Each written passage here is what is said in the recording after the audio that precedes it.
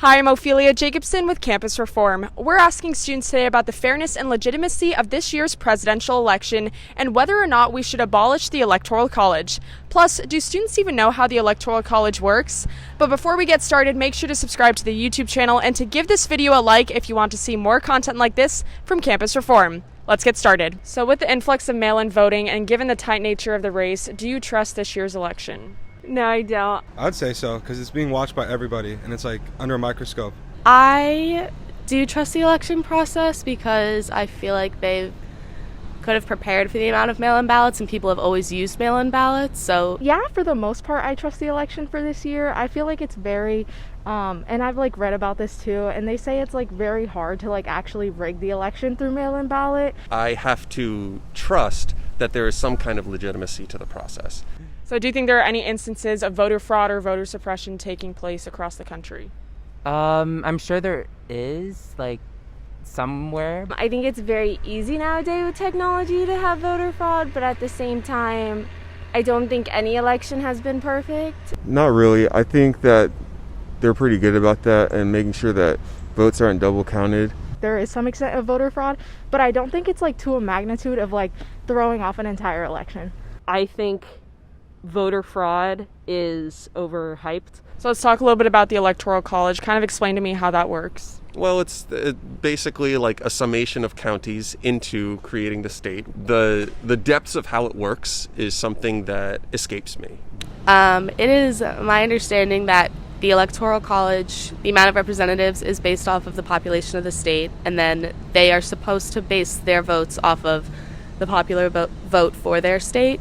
So each state's got a certain amount of votes. So the Electoral College was invented to give less densely populated states and areas a more representative say in the voting process. So a professor actually tweeted from the University of California, Berkeley. He tweeted, Wyoming is 92% white, California is 37% white. A Wyoming voter has nearly 4 times more influence than a California voter. The Electoral College is racist and it must be abolished. Do you agree? I do agree. I think it's really unfair for a lot of people, especially those who are not white, how their voices are not heard compared to other people. And specifically talking about how it's racist. Can you give me an example of that? I don't have any right now. Sorry. I don't think it's inherently racist. I do think it's unnecessary, and I think that it does not serve its original purpose. I think it's just really crazy that so much of the votes can just really not matter, essentially. Do I think the Electoral College should be abolished? Yes. I think the popular vote should be the deciding factor. I think that the Electoral College just makes it easier for the white majority to get out their votes rather than the minority populations. The electoral vote, we're the only country in the world, or the only developed country that uses the Electoral College. This Electoral College should be reformed, because it's a little bit outdated. Yes, it should be abolished, but yes, I think. I think it is racist. How so? Because more white people in Wyoming, they have more of a say. So back in 2016, we saw that Hillary Clinton won the popular vote, but then she lost the presidency because Trump won the electoral vote. What do you guys think of this?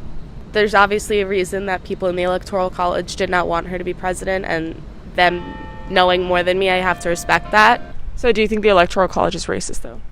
I think it definitely can be, because most of the voter suppression that occurs and people who are allowed to vote, it's very targeted toward not allowing minorities to vote. I find it kind of silly that someone who gets legitimately more votes from the country itself as a whole, as a unified voice, would often lose.